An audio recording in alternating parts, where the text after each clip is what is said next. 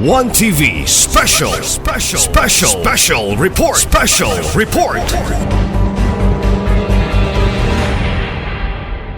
Thank you, Madam Chair. Thank you, Majority Floor Leader. Good afternoon, everyone.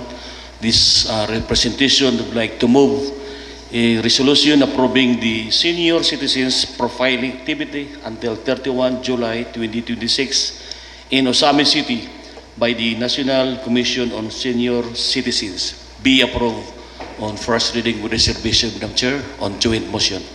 Move for first reading with reservations. Motion approved. Thank you, Madam Chair. Due to its necessity, may I therefore move that the same be approved on second and final reading, waiving the internal rules of this Sanggunian. Due to the urgency of this request resolution, Honorable Waminal is passing this on the second and final reading, waiving the internal rules. Any comment, remarks, hearing and motion approved. Thank you, Honorable Chair. Approve resolution number 4, a resolution approving the July 26 Labor Force Survey and 2026 Annual Poverty Indicator Survey in Barangays Bacolod, Malabang, Diguan, Labo, Bañadero, Maningkol, Labinay, Bongbong, Tinago, Ozamiz City from July 8 to July 31, 2026 by the Philippine Statistics Authority, and to Chairman of the Committee on Labor, Honorable Saulo Salvador, to introduce and recommend action on this item, Honorable Chair. Honorable Saulo Salvador is now recognized by the Chair for the appropriate motion. Thank you, Mr. Majority Floor Leader. Thank you, Madam Chair. I move to pass a resolution approving the July 2026 Labor Force Survey and the 2026 Annual Poverty Indicator Survey in Barangay Bacolod. Sorry, Madam Chair. Again, Madam Chair, I move to pass a resolution approving the July 2026 Labor Force Survey and the 2026 Annual Poverty Indicator Survey in Barangay Bacolod, Malaubang, Diguan, Labo, Bañadero, Maningkol, Labinay, Bongbong, Tinago, Ozamiz City from July 8, 2026 until July 31, 2026 by the Philippine Statistics Authority. Madam Chair, I move to pass this resolution on the first reading with reservation.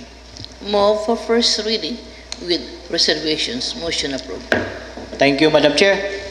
For the interest of the public service, I move to pass this resolution on the second and final reading, waiving the internal rules on joint motion. Thank you, Madam Chair. For public interest, the Honorable Salvador is passing this resolution for the second and final reading, waiving the internal rules. Any comment, remarks, hearing and motion approved.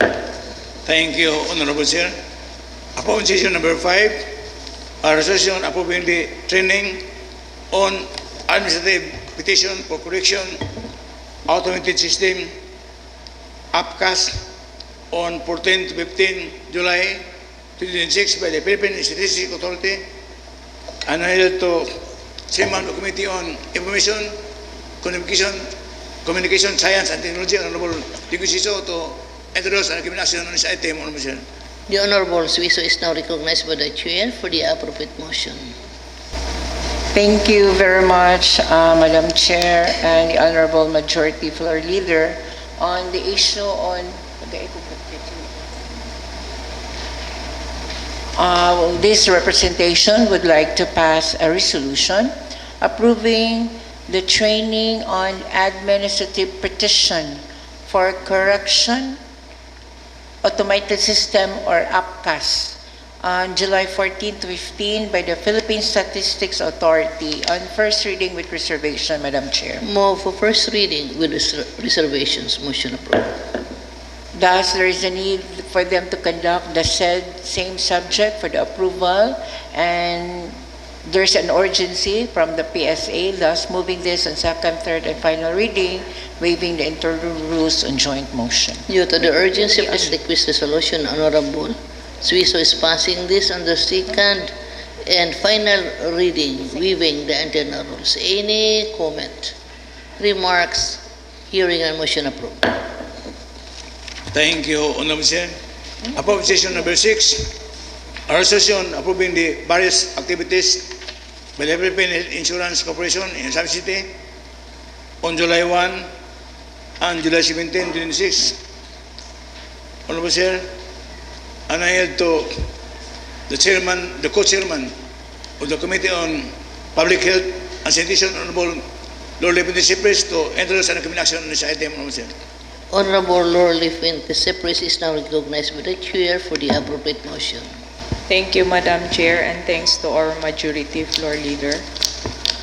I hereby move for first reading the resolution approving the various activities by the Philippine Health Insurance Corporation in Ozamiz City.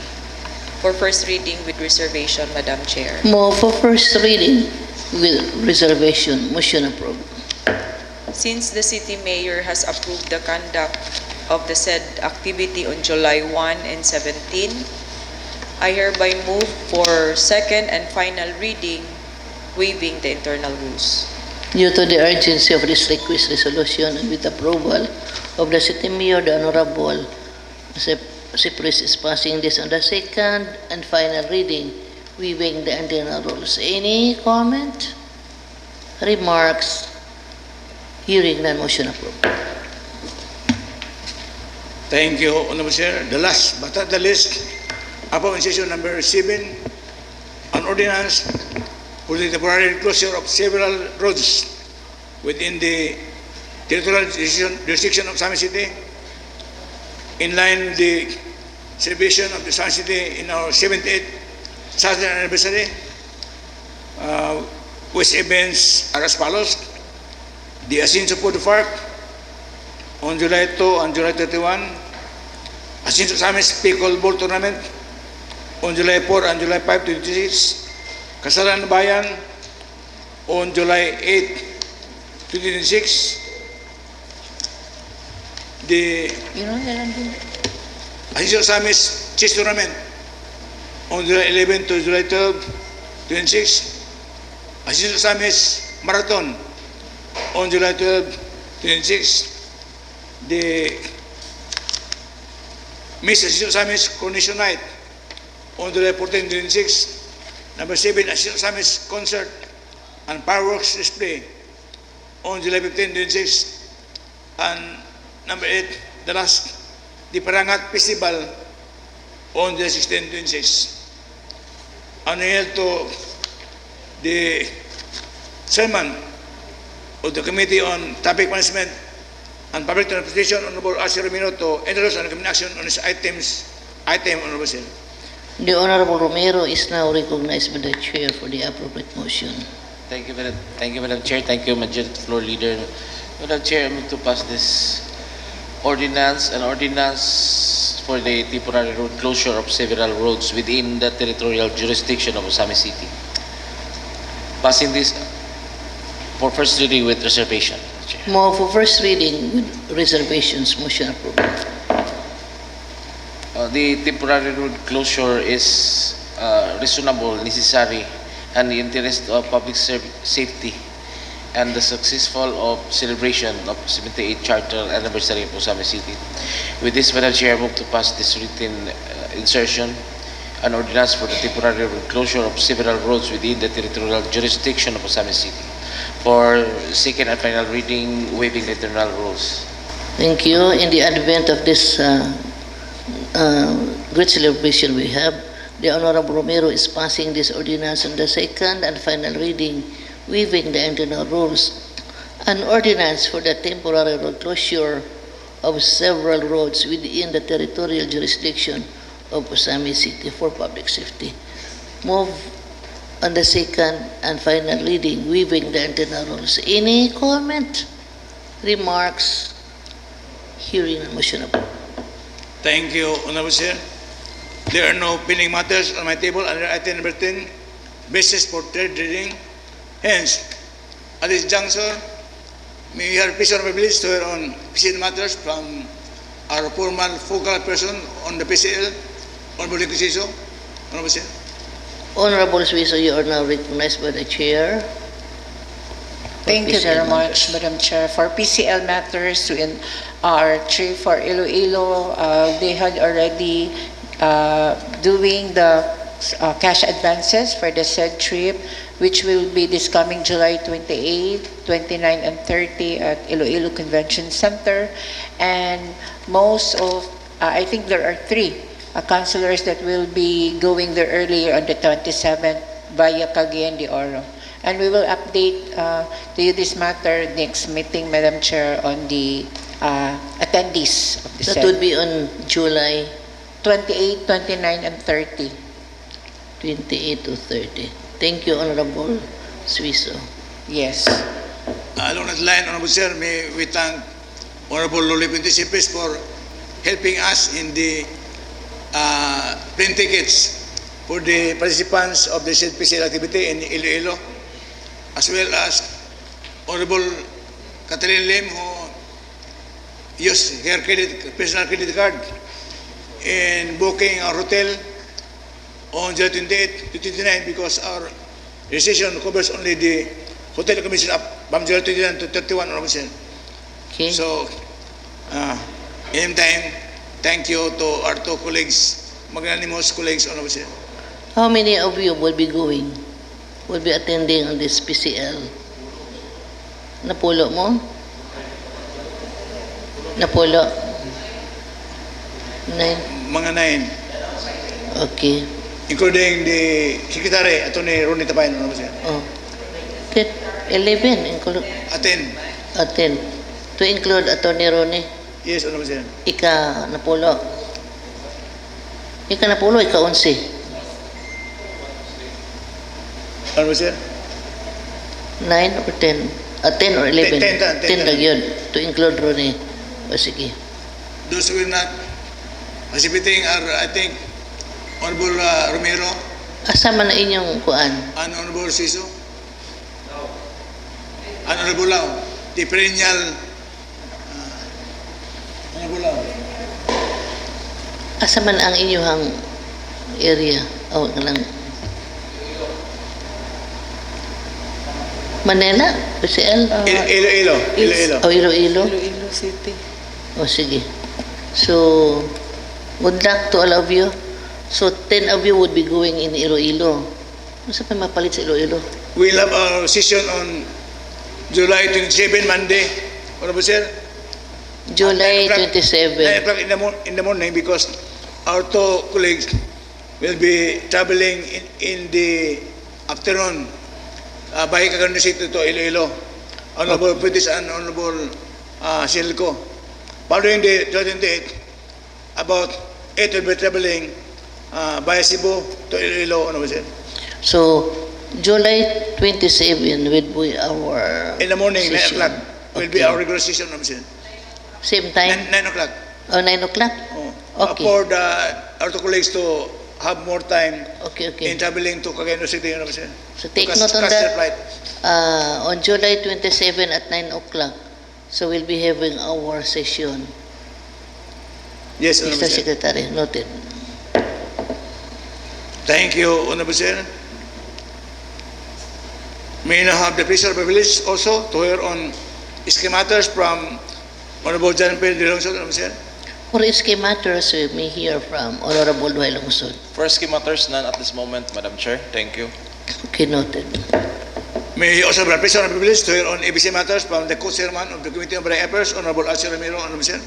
For ABC matters, we hear from Honorable Romero. None for ABC, ma'am. None at the moment. Thank you, Honorable Sir. At this point of time, may we have the pleasure and privilege to hear on matters concerning the indigenous people from Honorable Diego Siso, Honorable Sir. For IP matters, we may hear from Honorable Suiso. Thank you very much, Madam Chair. And IP matters, as promised by this representation, I had copied furnished all our members of this council the minutes of the previous meeting by the IPS of the Ginsuligan, Sabanan, Gigalingag, Pigolipit, or the Tabubong Labo tribe of Ozamiz City, which was headed by the provincial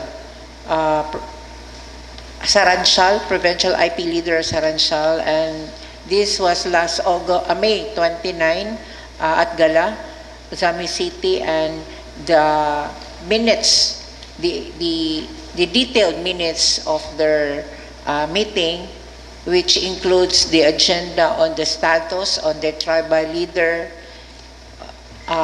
including also the topic on ancestral domain, also the present IPS Labu Tabubong. This Labu Tabubong is the name of the tribal organization in our city. The next is the Kahimtang sa IPED, or the Indigenous People's Education, in collaboration with the DepEd. Then also part of their agenda is the non-IPMR representative to the city of Ozamiz, as well as on the issue on the social media abandonment issue, as well as the pisala or the crimes committed among its members. And part of the minutes, there was a mention that we had a discussion. Part of that is na-mention nga we had talked with board member Junani D, the provincial IPMR, Juani D, and me. But the truth is there was none. They're part of the agenda nga. Nagstorya daw mi ni board member Juani D og nangayo daw ko og pasaylo. Apan walay papel nga na okay na. So there was none. There is no truth about this. Wala mi nagstorya ni board member Juani D. Wala ko na pasaylo regarding my accusation against Bae Relinda on the abandonment issue. That issue still stand right now because they need to clarify. I need also to clarify with them why is it that I issued the term abandonment, and still stand right now. There's still abandonment on the part of the IPMR with regards to her obligation as the tribal leader that she must conduct meetings every month and settle all the conflicts and problems among the tribe of Ozamiz City. Until now, there is no answer to that. Wala gyud nahitabo nga pagpasaylo kay wala gyud na tubag ang tanan akong mga pangutana, and until now there's still abandonment. In fact, sa meeting with all the tribal leaders, include na gyud ang provincial nga leader para lang gyud masettle, wala gyud siya ning tunga during that meeting. And the minutes of the meeting could prove that there was no present of the chieftain of the city of Ozamiz in the person of Bae Relinda Bation. Thank you very much, Madam Chair. Okay, thank you very much, Honorable Suiso, for your information. On top of that, Honorable, mo join ba ang ato mga IP during this charter celebration? Because before, they are also joining the celebration. Yes, when I talk with our city tourism officer regarding the calendar of activities, we do not have any social and civic parade that will be happening on the 15th and 16th. So if there is no civic parade and their presence is no longer required for the ritual during that day, we will just be inviting them for the ritual that this coming 16 on the July, the competition for the Ozamiz City Ascenso Pirangat Festival, July. Madam Chair. But There is a street dancing in the morning and ritual in the afternoon, which is competition.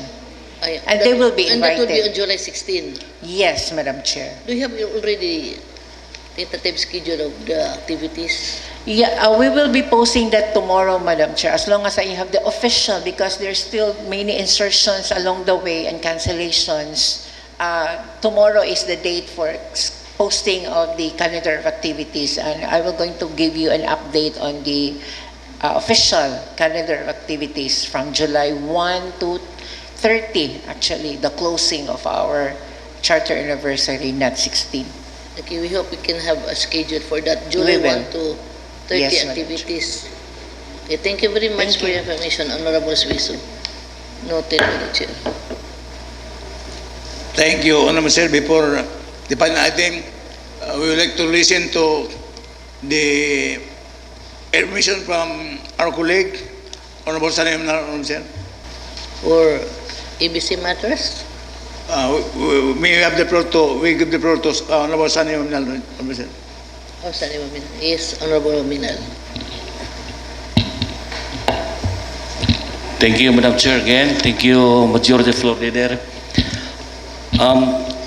As Chairman of the Committee on Senior Citizens and Persons with Disability, I wish to place on record the important matters discussed during our meeting with the Federated Senior Citizens Presidents held last Friday, June 26, 2026 at 9 in the morning. One of the primary concerns discussed was the status of the social pension program. During the meeting, Sarah G. Gomez, OIC CSWD in charge, informed the Federation that qualified beneficiaries are now selected based on data generated by the Philippine Statistics Authority through the Community-Based Monitoring System, or CBMS. This is a significant change from the previous practice, as the city government, barangays, and even senior citizens associations can no longer determine, recommend, or replace beneficiaries. Instead, all selections and replacements will now be made at the national level. So based on the CBMS data, our city was initially allocated an additional 480 social pension slots. However, it was later determined that many of the identified beneficiaries had already passed away. After validation, the remaining additional slots were reduced to 129. So in relation to this, I wish to reiterate that under the existing law and guidelines, senior citizens who are already receiving regular pensions from GSIS, SSS, or any other pension system are not qualified to receive the social pension. The program is intended solely for indigent senior citizens who have no regular pension or stable source of income. Alongside this, I received a report involving a senior citizen from Barangay Banyadero who is allegedly receiving both irregular pension and the social pension. Similar cases may also exist in other barangays. Nevertheless, I remain hopeful that as the PSA conducts future surveys and updates its data, and these instances will gradually be minimized, if not completely eliminated. This will help ensure that the social pension is granted only to its rightful beneficiaries and uphold fairness among all senior citizens who are qualified under the existing law. Apart from the social pension program, Madam Chair, Sarah G. also informed the Federation about a proposed skills training program for senior citizens. The program aims to provide interested and physically fit senior citizens with opportunities to acquire new skills and explore possible livelihood options. In view of this, I also encourage my fellow members of this Honorable Council to help inform interested senior citizens about this program. Those who wish to join may coordinate with their respective senior citizens chapter presidents to secure the necessary forms and requirements. Kindly submit the accomplished forms on or before July 20, 2026, ahead of the official deadline of July 31, 2026, to allow sufficient time for profiling and consolidation. That's all, Madam Chair. Thank you. Thank you very much, Honorable Waminal, for your vital information regarding the senior citizens activity. So is there any comment Doon na may mga pangutana. Thank you, Honorable Chair. May I, before I proceed to the final item, may I manifest that there's a sad news among us. One of our regular employees, Elizabeth Cubrado, her only remaining son, suffered an accident last early Sunday morning, and name read about 20 years old, and was dead, Honorable Sir, On the spot. and the Association of Employees of the City Council is trying its best to extend help to the family of our colleague, Ma'am Elizabeth Cubrado. So I urge my colleagues to also help, just like the staff of City Council who are endeavoring also to help with any assistance, be it in financial or in kind. I think there are envelopes being prepared by the staff of City Council, submitted to the employees City Council and to us, Officer, and I urge my colleagues to extend our voluntary help to Elizabeth. Elizabeth Cubrado. Her elder son was also died in accident, and the remaining son died also last Sunday. So it's very Tragic. it's very sad event for our colleague in City Council. Yes. Thank you very much, Honorable Sir. Okay. I would like also to acknowledge Honorable Ko for her immediate assistance to the bereaved family. Nag-assist dayon siya po dito kang Sabeth. I think the body lies, the son of Elizabeth, nakaroon din na sa funerarya Tagal. Oo, we were there during the first night. So it was really too sad for Elizabeth having only one son. Maura ganit na ito yung anak, maura ganit taon. Nahitabo pag yun. Meet an accident dito sa Tambulig, no? Dito sa Tambulig, dapit na kuan sila. Kanini ang nadisgrasya. Ano na what happened to the katong kauban? Nakagawas na, okay na, safe na siya. Katulad siya. Nalagpot, maguto siya, no? Wala helmet. Ha? Wala helmet. He removed his helmet.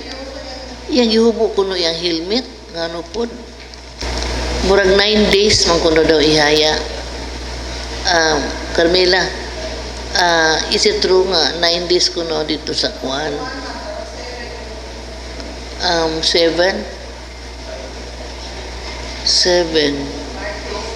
Martes. Okay.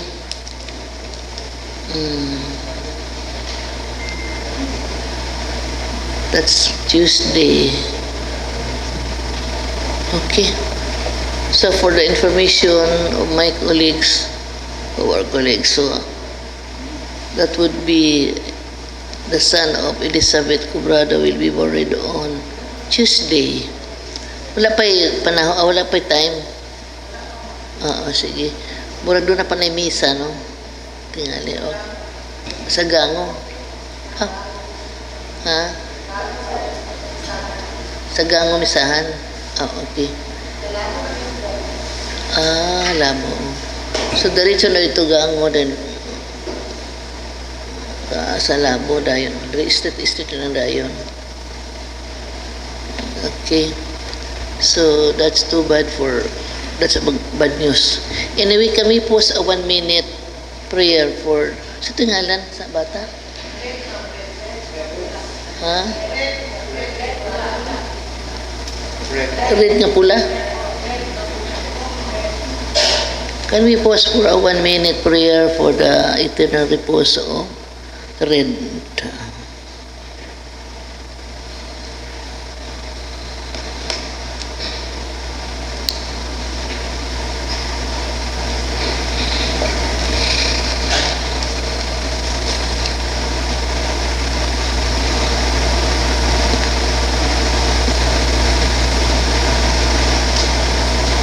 Thank you.